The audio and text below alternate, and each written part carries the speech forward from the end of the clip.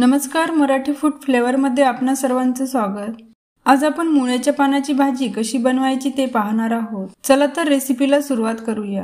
मी इथे हिरवीगार व फ्रेश अशी मुळ्याची पाने घेतली आहेत। हिवाळ्याच्या दिवसात खूप ताजी अशी मुळ्याची पाने मिळतात। ही पाने सुरुवातीला स्वच्छ धुवून घेतली आहे। आपण याच्या काड्या न घेता याची पानेच घेऊया। अशा प्रकारे याची पाने तोडून घेऊया। बरेचदा मुळा बाजारातून आणल्यावर त्याची पाने फेकून देतो। मुळ्याच्या पानाची भाजी खूप पौष्टिक तर आहेच, पण खायला पण खूप चविष्ट लागते आणि बनवायला अतिशय सोपी आहे। तर अशा प्रकारे सर्व पाने तोडून घेतली आहे। आता भाजीसाठी लागणारे साहित्य पाहूया। 5 ते 6 लसणाच्या पाकळ्या ठेचून घेतल्या, कढीपत्त्याची पाने, 2 कांदे जाड चिरून घेतले, 1 चमचा जिरे, पाव चमचा हळद, 1 चमचा लाल मिरची पावडर, अर्धा चमचा मोहरी, 3 हिरव्या मिरच्या बारीक कट केलेल्या, अर्धी वाटी जाडसर बारीक केलेले दाण्याचे कूट। आता गॅसवर कढई ठेवली आहे। यामध्ये 2 चमचे तेल टाकूया।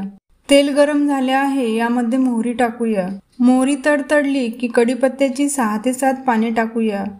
नंतर यात जिरे घालू। जिरे छान फुलले की हिरवी मिरची व लसण घालूया।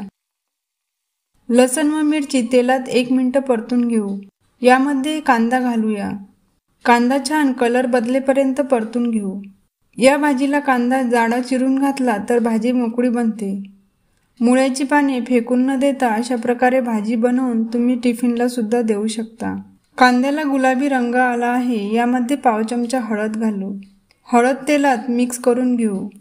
यामध्ये 1 चमचा लाल मिरची पावडर घालूया। हिरवी मिरची घातल्यावर लाल मिरची पावडर ऑप्शनल आहे, नाही घातली तरी चालेल।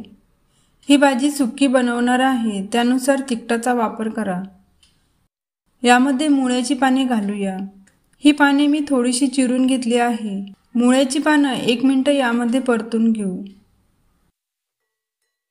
चवीनुसार मीठ टाकूया। पालेभाजी सुकी करताना मीठ कमीच घालायचं, कारण भाजी शिजल्यावर ती कमीच होते। मीठ घातल्यावर छान मिक्स करून घेतलं। आता झाकण ठेवून भाजी शिजवू देऊ। पाणी न घालता वाफेवरच भाजी शिजवायची आहे।